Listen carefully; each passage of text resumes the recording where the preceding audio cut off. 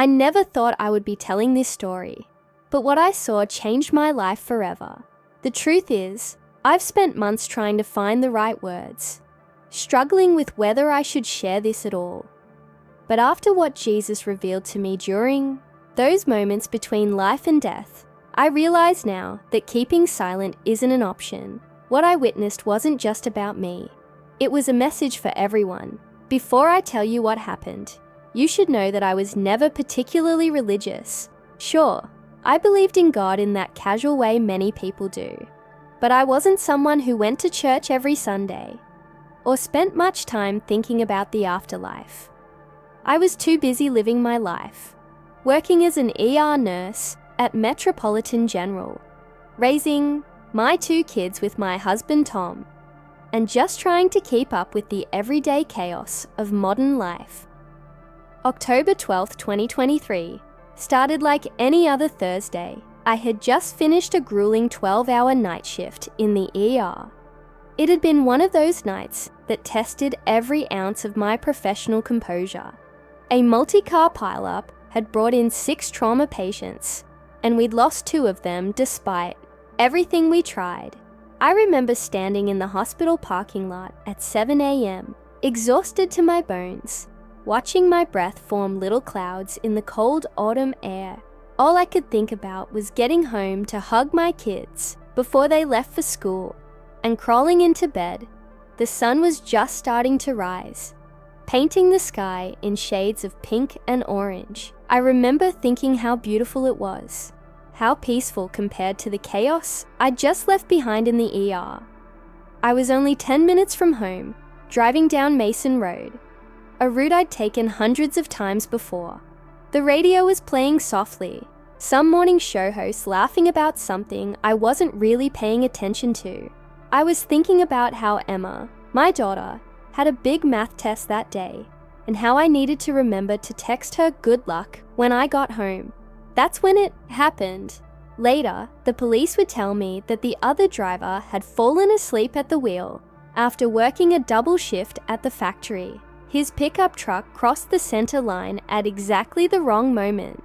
I remember the flash of headlights, the screech of tires, and a split second of absolute clarity, where I just knew, that this was it. They say your life flashes before your eyes in moments like these, but that's not what happened to me. Instead, time seemed to slow down, and I had this sudden, overwhelming feeling of regret for all the things I hadn't said to my family that morning. The impact was deafening. Metal screamed against metal, and my small sedan spun like a top-on. The wet pavement, the airbag deployed with a force that felt like being punched in the face by a heavyweight boxer. I remember the taste of blood in my mouth, the smell of burning rubber, and the strange detached thought that I should have worn my blue scrubs instead of the green ones that day. It was such a random thing to think about in that moment, but I guess that's how the mind works when it's trying to process the unprocessable. And then everything changed. The chaos of the crash suddenly gave way to something else entirely. The pain that had been exploding through my body just moments before vanished, replaced by a sensation I still struggled to describe. It was like being underwater and floating in space at the same time. The world around me began to fade, not to black like you might expect, but to a brilliant, all-encompassing white light that seemed to come from everywhere and nowhere at once. I could feel myself leaving my body, and yes, I know how that sounds. Before this happened to me, I would have been the first person to roll my eyes at someone describing an out-of-body experience. As a nurse, I dealt in facts, in things I could measure and verify. But there I was, somehow looking down at myself, still strapped in the driver's seat, blood trickling from a cut on my forehead, my chest unnaturally still. The strange thing was, I wasn't afraid. All the fear and panic that had gripped me during the crash simply melted away, replaced by a profound sense of peace, unlike anything I'd ever experienced. It was as if every worry, every anxiety, every piece of emotional baggage I'd been carrying around my whole life had been gently lifted from my shoulders. But this was just the beginning. What happened next would shake the very foundations of everything I thought I knew about life, death, and what lies beyond. The things I saw, the truths that were revealed to me, they changed me in ways I'm still trying to understand. And now, after months of grappling with whether to share this experience, I realize that this story isn't just mine to keep. I can still hear his voice, clear as day, telling me why I was sent back. They need to know, he said. They need to understand what's coming. The weight of those words has been with me every day since I returned. And so, here I am, finally finding the courage to share what I witnessed during those moments when I crossed over to the other side. What I'm about to tell you isn't just another near-death experience story.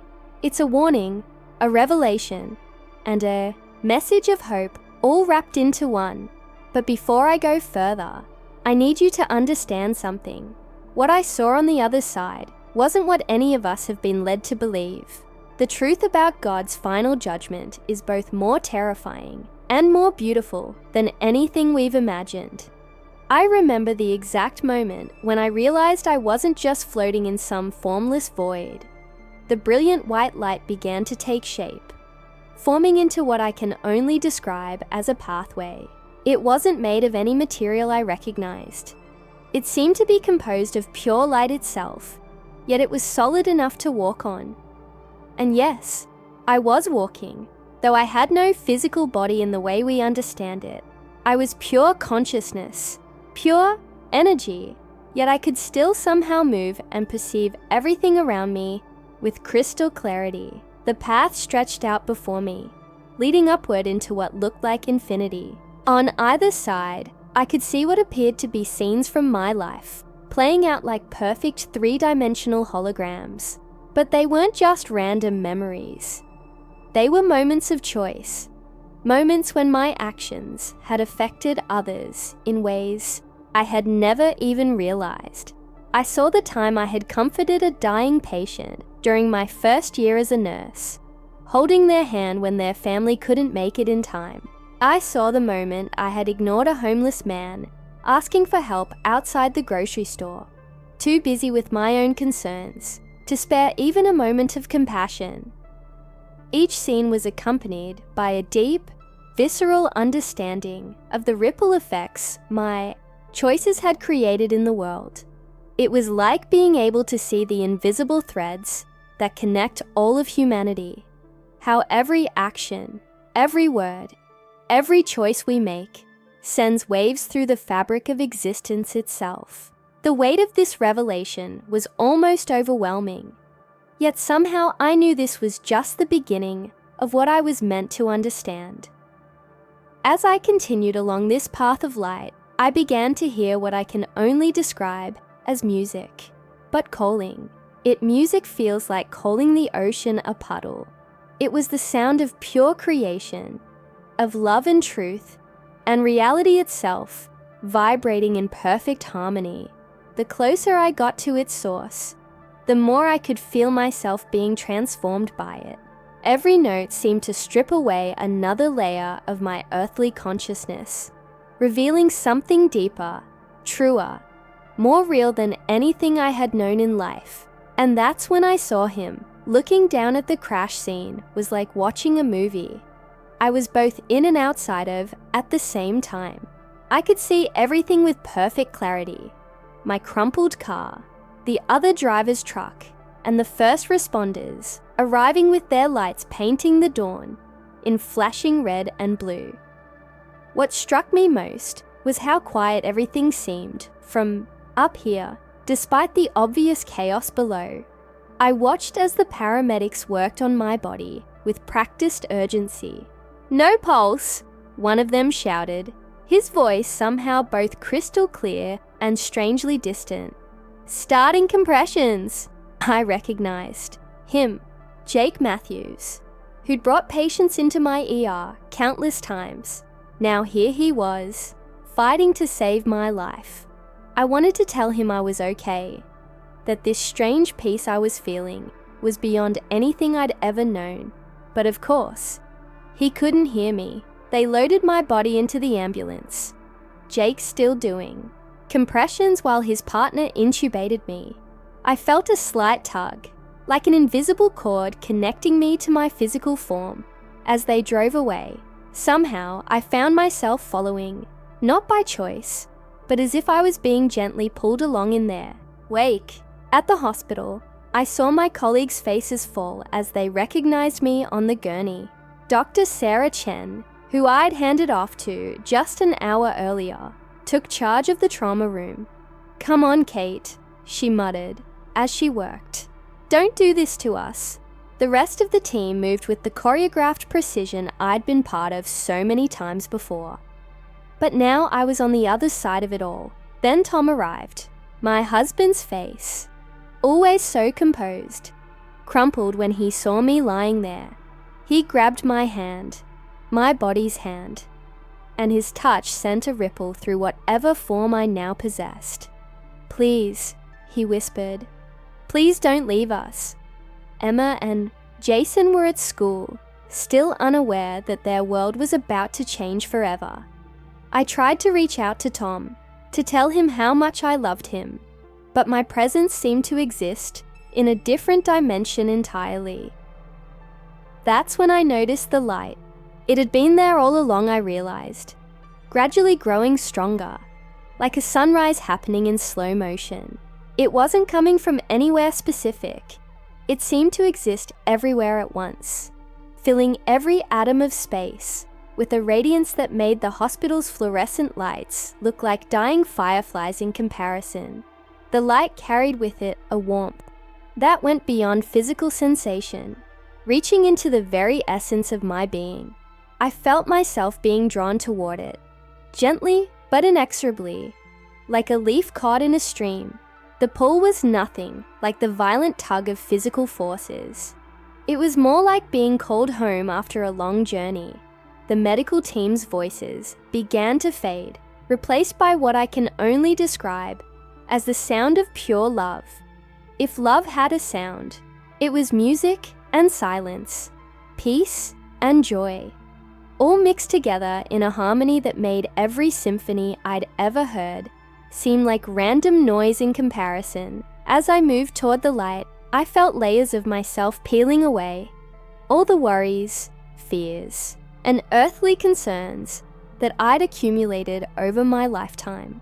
I saw how small some of my biggest problems really were, how many hours I'd wasted worrying about things that held no real importance. Yet at the same time, I saw how even the smallest acts of kindness I'd performed had created ripples of positive energy that continued to flow outward, touching lives I'd never even known about. The hospital scene fell away completely, and I found myself in what seemed like an infinite space, filled with that same radiant light.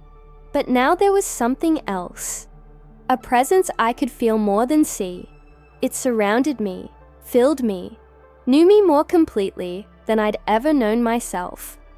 And then I heard my name being called, the voice. How can I describe that voice? It contained all the love of every parent for their child, all the joy of every reunion, all the comfort of every peaceful moment I'd ever known, multiplied by infinity. I couldn't see the source of the voice yet, but I knew, with a certainty that went beyond mere knowledge, exactly who was calling me. Every cell of my being, or whatever I was now, resonated with recognition. "Catherine," the voice called again, and in that simple word was contained the answer to every question I'd ever had. I felt tears that weren't physical tears streaming down a face I no longer possessed. The love in that voice was overwhelming, all-consuming, yet somehow it didn't break me. Instead, it rebuilt me, showing me what I truly was, beneath all the layers of earthly identity I'd accumulated. The presence drew closer, and the light began to coalesce into a form. I knew I was about to see him.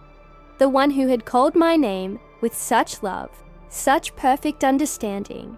The anticipation should have been frightening, but instead, it filled me with a joy so intense, it would have stopped my heart if I still had one beating.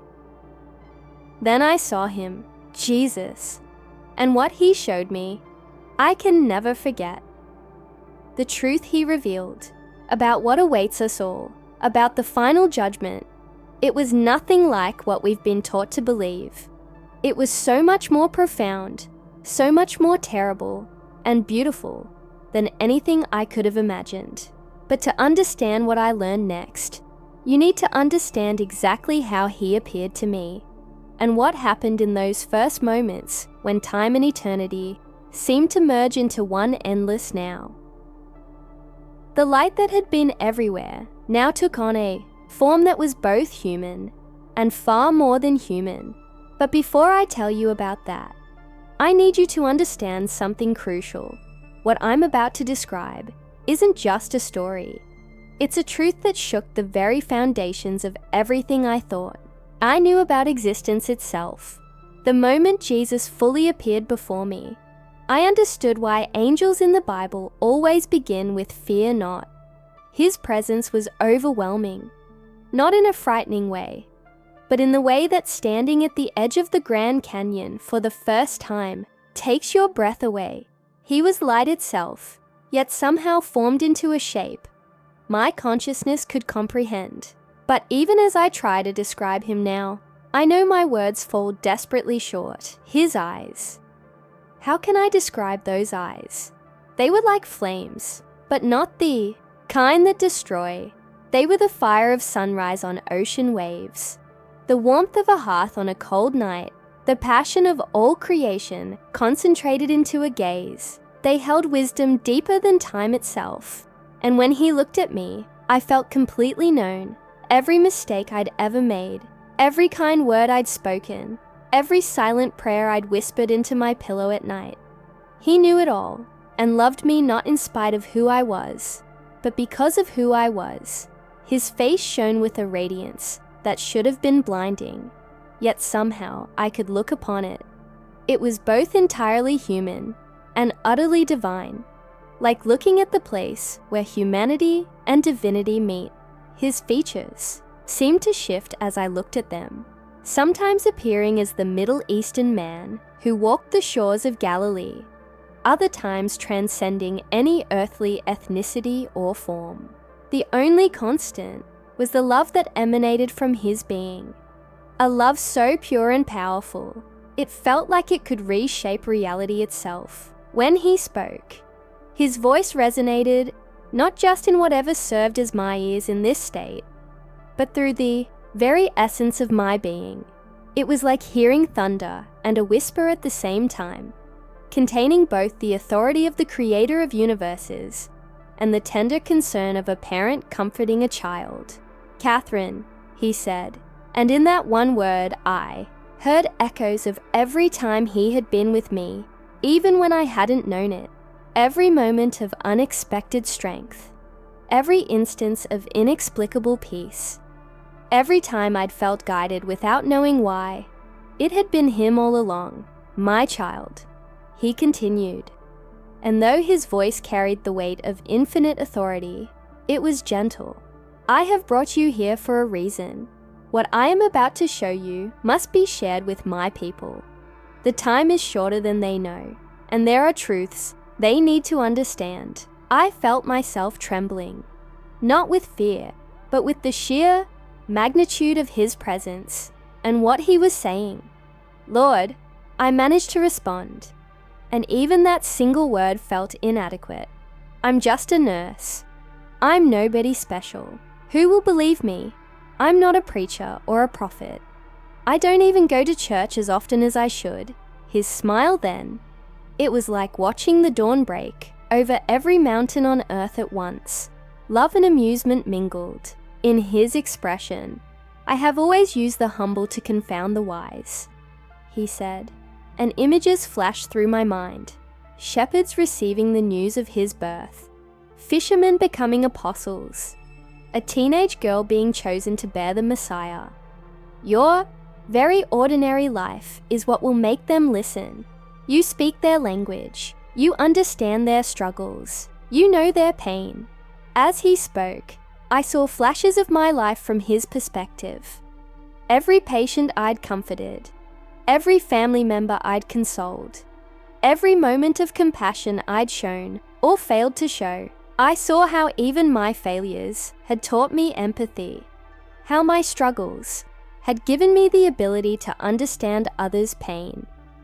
But Lord, I protested, feeling the weight of what he was asking. I'm not even sure I understand everything about you myself. How can I tell others? That too is part of why I chose you. He replied, your honesty about your doubts will help others face their own. Now, let me show you what they need to know. He extended his hand toward me. A hand that I could see, bore the mark of a nail, yet radiated power beyond imagination. There are things you need to see, he said, truths that have been forgotten or misunderstood. The final judgment is not what many think it is, and my people need to understand. Before it's too late, I looked at his outstretched hand, remembering all the times in my nursing career I'd held the hands of scared patients, offering what comfort I could. Now, here was Jesus himself, offering to guide me through what I somehow knew would be the most important journey of my existence. As I placed my hand in his, I felt a connection that went beyond physical touch. It was like every cell of my being was suddenly linked to the source of all life itself. His grip was firm, but gentle, radiating a strength that seemed capable of holding galaxies together. Are you ready? He asked, though I sensed he already knew the answer.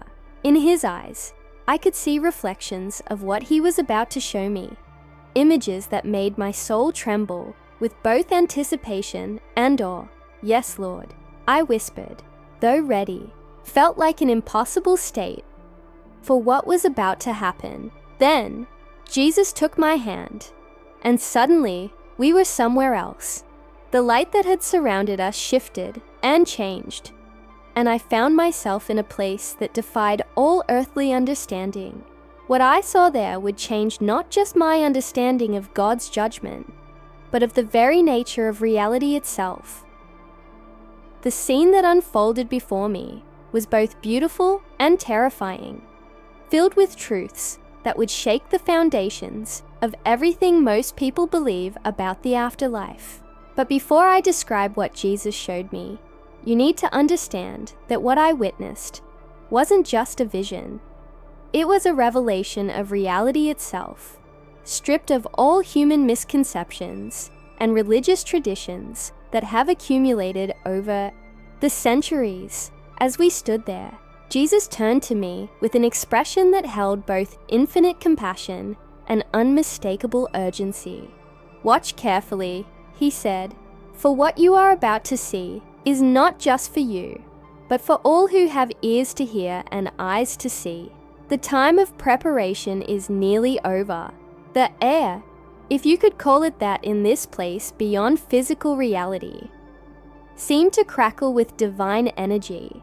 I could feel the weight of countless souls hanging in the balance, their eternal destinies somehow connected to what I was about to learn. Jesus' hand tightened slightly on mine, as if to steady me for what was coming. The scene before me transformed, and suddenly I was looking at what seemed to be our world, but slightly shifted into the future. Everything was sleeker, more streamlined, more convenient, but there was something unsettling about it that I couldn't immediately place. Watch carefully, Jesus said, his voice carrying both warmth and warning. What you're seeing is closer than many realize. I saw people going about their daily lives, but technology had become so integrated into their existence that it was almost invisible. A woman walked into a grocery store, and the doors didn't just open automatically, they recognized her. She filled her cart with items, but there was no checkout line. She simply walked through an archway that scanned everything instantly. and the payment was processed through what looked like a tiny implant in her wrist. Convenience, Jesus said softly, has always been one of humanity's greatest weaknesses. The scene shifted to a church, modern, welcoming, filled with people. But what caught my attention was how they gave their offerings. No baskets were passed. Instead, people simply waved their hands over a sleek panel as they entered. Their tithes were automatically deducted from accounts linked to implants in their hands. The pastor praised this new system from the pulpit, calling it a blessing of modern technology that made giving easier and more consistent. My house has become a place of transaction, Jesus said, and I could hear the grief in his voice. They do not see how they are preparing themselves for what is to come. I watched as scenes from this future world unfolded. Children in schools had their lunch accounts, attendance, and even their medication schedules managed through small chips implanted at the base of their necks. Parents praised the system for keeping their children safe and monitored.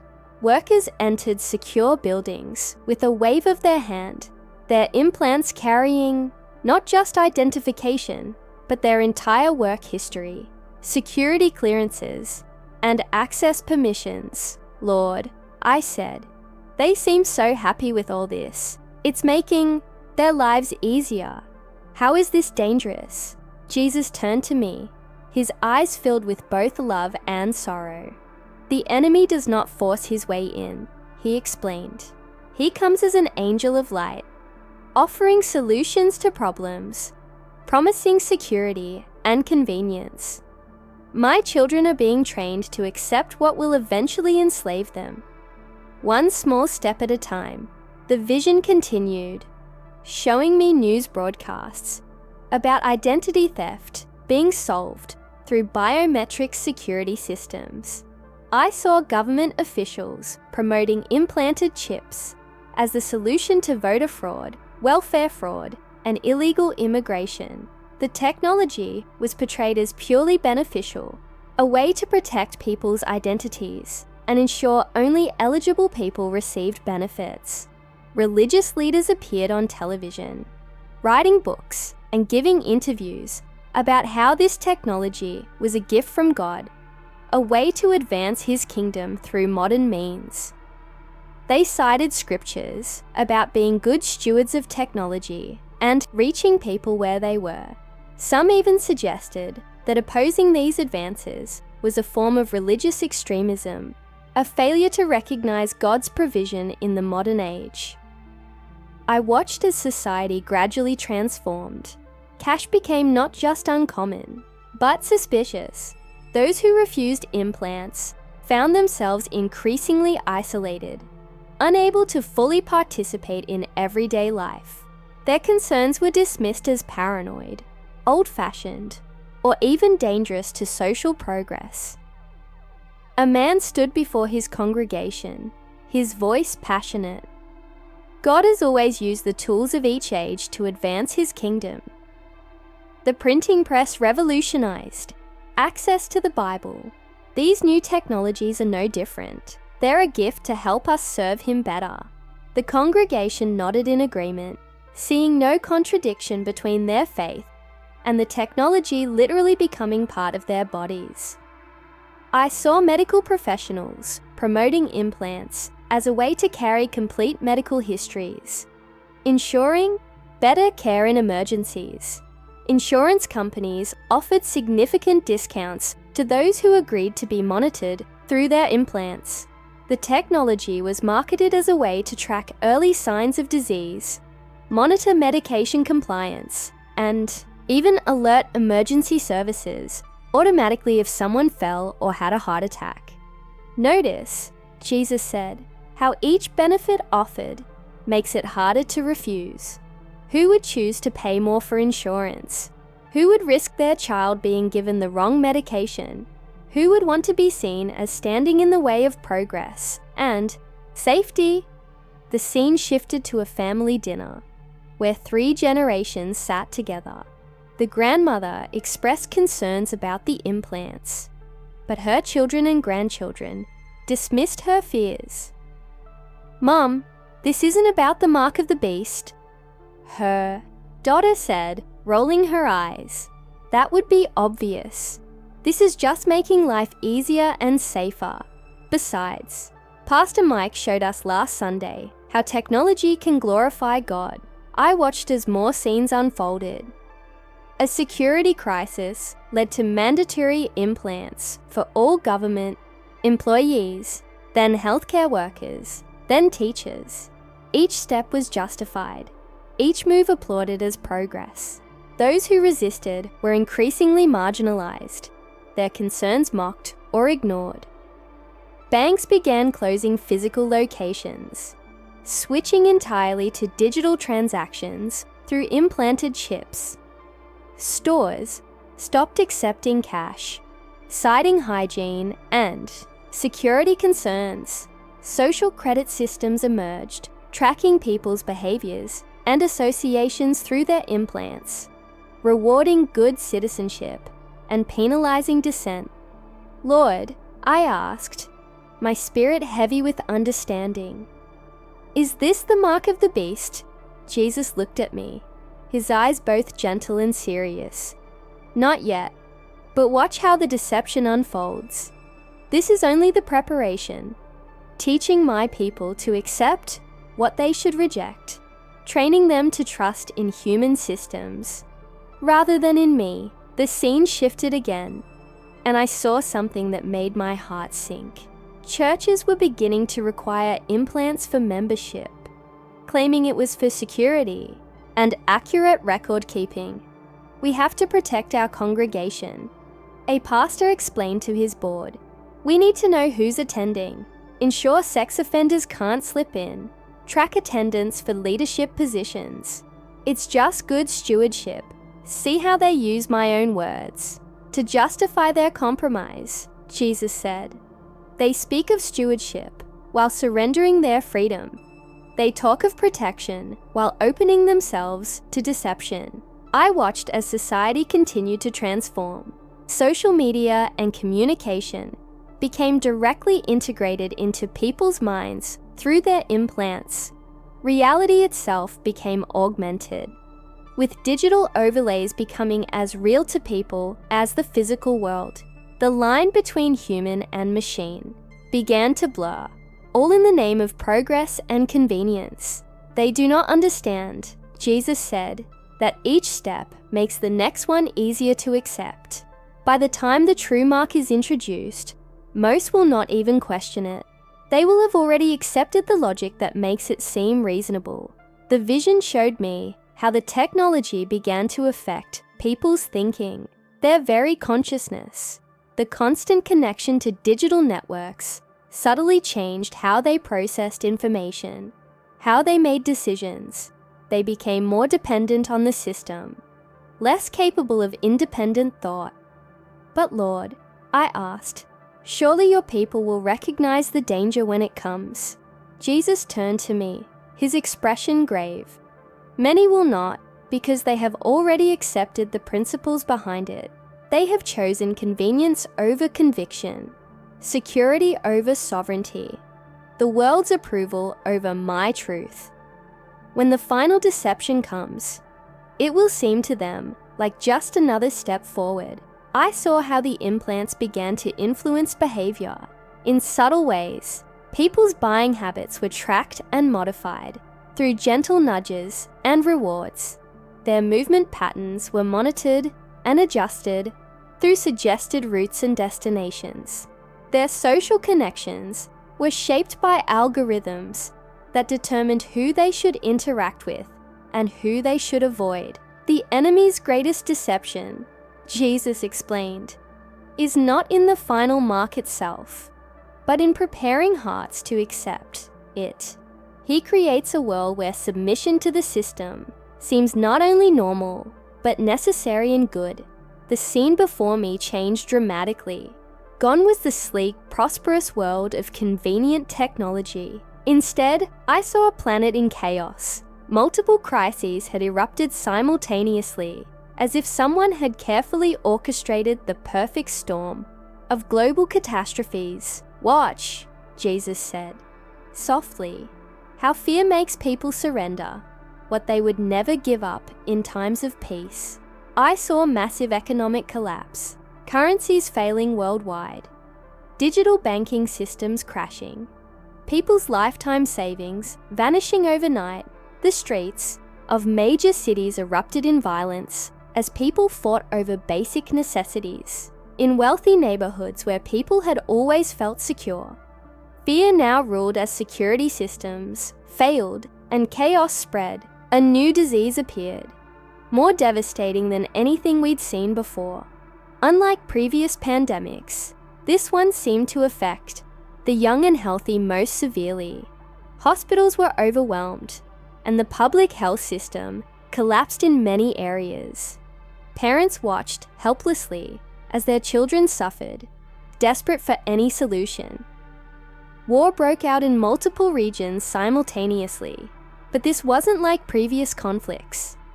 Cyber attacks shut down power grids, leaving entire cities in darkness. Weapons I'd never seen before targeted communication systems and electronic infrastructure. The world's military powers seemed helpless against enemies they couldn't even identify. Through it all, I noticed something strange. The people with the older technological implants seemed to be protected from some of these disasters. Their backup systems kept working when others failed. Their medical monitoring systems helped them avoid the worst of the disease. Their financial records remained intact, while others lost everything. Then I saw them, world leaders gathering for an emergency global summit. Their faces were grave, but their eyes held a strange light, almost eager. "We have a solution," they announced, "but it will require global cooperation on an unprecedented scale." They unveiled what they called the Unity system, a new type of biometric implant that would replace all previous versions. It was presented as the answer to every crisis: economic security, medical protection, verified identity, and social stability all in one. But this was different from the earlier implants. Something about it made my soul recoil. "Do you see it?" Jesus asked. "Look not with your eyes, but with your spirit." Suddenly I could see beyond the physical. When people received this new mark, something happened to their souls. It was like watching a light being extinguished, but they didn't even notice. They smiled, celebrated even, talking about how much safer they felt, how convenient everything had become. "They can still pray," Jesus said, his voice heavy with sorrow, "but they cannot hear the answer. They can read my word, but they cannot feel its power. They have traded their spiritual birthright for physical security." I watched in horror as people flooded into centers to receive the mark. Religious leaders stood at the front of the lines, encouraging their congregations to follow. "This is God's provision in our time of need," they proclaimed. "This is how we show love for our neighbors, by protecting everyone's security." But I could see what they couldn't. Every person who received the mark underwent a spiritual transformation. It was as if an invisible wall went up between them and heaven. They still went through the motions of religion, but there was no true connection, no real communion with God. "Lord," I asked, "how can they not feel what's happening to them?" "The deception is complete," he replied. "They have been prepared for this moment through years of small compromises. Their hearts have been slowly hardened, their spiritual senses gradually dulled. Now they cannot recognize the very thing they were warned about." I saw families torn apart, as some members refused the mark, while others embraced it. Those who received it couldn't understand why their loved ones were being so difficult and irrational. I watched children crying as their parents tried to explain why they couldn't buy food or medicine without it. I saw elderly people being denied their pensions, healthcare workers losing their jobs, pastors being removed from their pulpits, all for refusing what seemed to everyone else like a logical solution to the world's problems. But most heartbreaking was watching those who knew something was wrong, but took the mark anyway, thinking they could somehow outsmart the system. "I'll just use it for necessities," they would say. God knows my heart, but the moment the mark was applied, that very heart was changed in a way they never expected and could no longer even perceive. "They can no longer hear my voice," Jesus said, and I felt his deep grief. They made their choice, exchanging eternal life for temporary security, trading their spiritual inheritance for physical comfort. I watched as society reorganized itself around this new system. Those with the mark could buy, sell, work, and travel freely. They had access to advanced medical care, education, and social services. They lived in protected communities with guaranteed food and energy supplies. From the outside, it looked like utopia, but in the spiritual realm, I could see the truth. These marked people had become like spiritual zombies, physically alive, but spiritually dead. They could still quote scripture, attend religious services, and perform charitable acts, but there was no true connection to God. Their worship had become mere ritual, their prayers empty words spoken into a void. "My child," Jesus said, turning to me with eyes that held both infinite love and infinite sorrow. "Now you understand why this warning must be given. The time will come when each person must choose, but they must choose before they receive the mark. After that, the ability to choose is gone." I saw people I recognized, doctors I had worked with, church members I had known, even some of my own family members, receiving the mark and being instantly cut off from God's presence. The worst part was seeing their obliviousness to what they had lost. They celebrated their new freedom, while chains no human eye could see bound their souls. "But Lord," I asked, "what about those who refuse? How will they survive?" Jesus showed me small communities of believers who had rejected the mark. They faced incredible hardship, lack of food, medical care, and basic necessities. They were treated as outcasts, conspiracy theorists, and enemies of social progress. Many were arrested as economic terrorists for trying to conduct transactions outside the official system. Some faced martyrdom, yet these people had something the marked population had lost.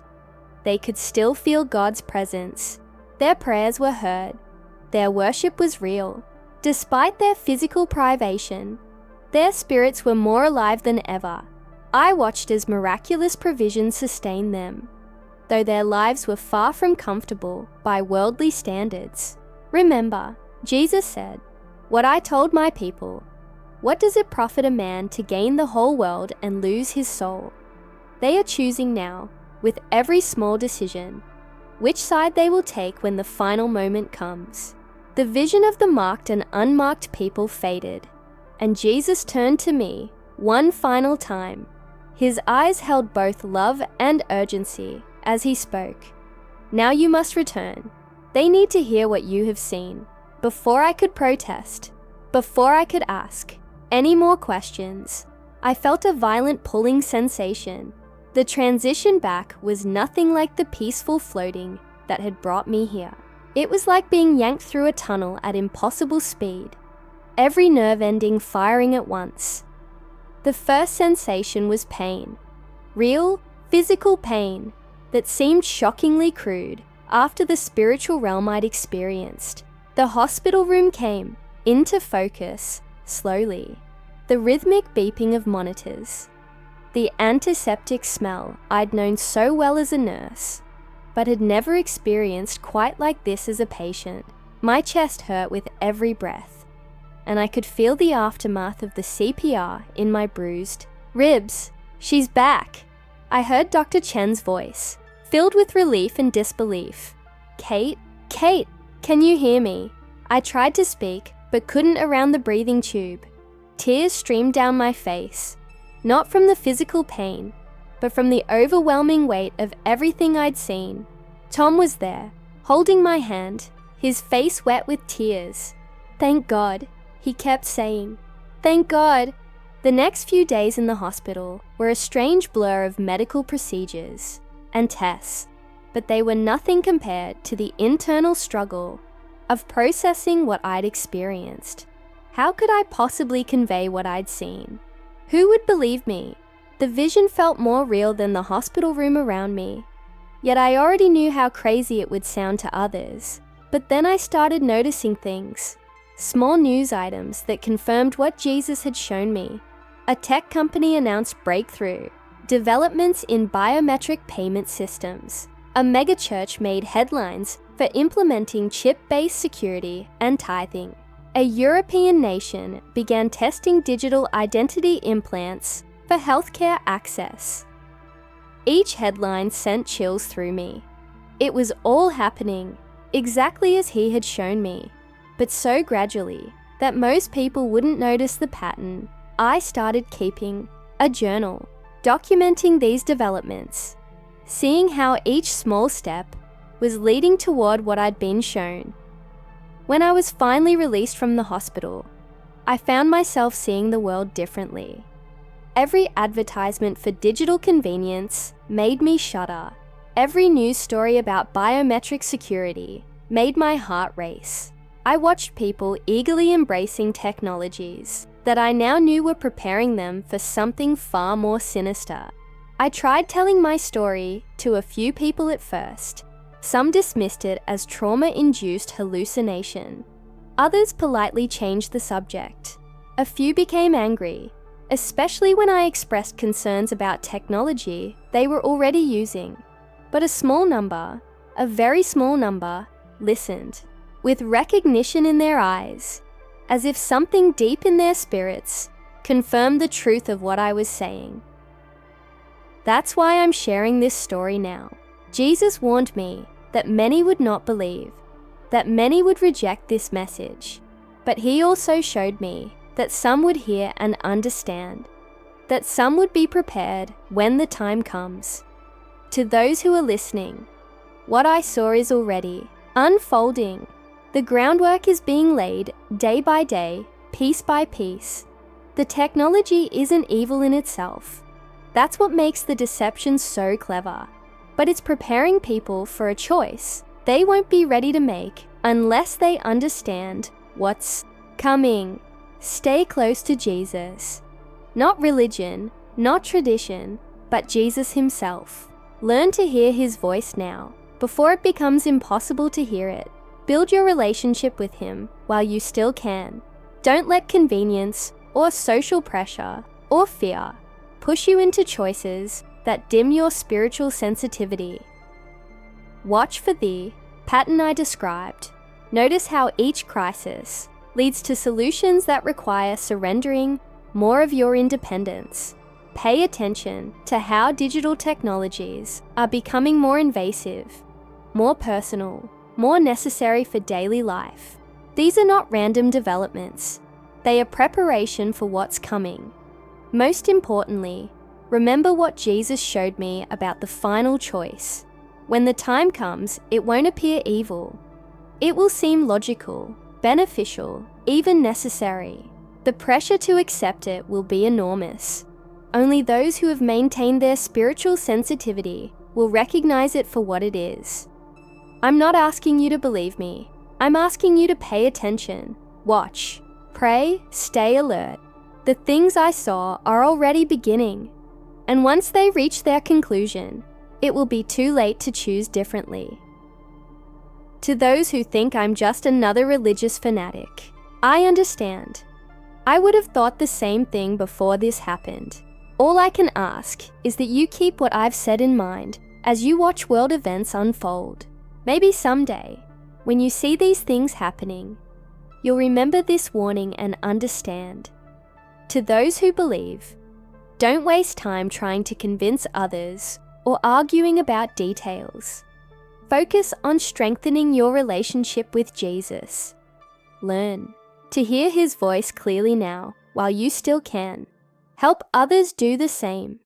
The time is shorter than we think. I still work as a nurse. I still care for my patients. I still live my normal life. But everything has changed. Every day I see more signs of what's coming. Every day I pray for more people to wake up and understand. Jesus told me to share what I saw, and I have. What you do with this information is between you and God, but remember, when the time comes, the choice will be permanent. Choose wisely. Choose now. Your eternal soul depends on it.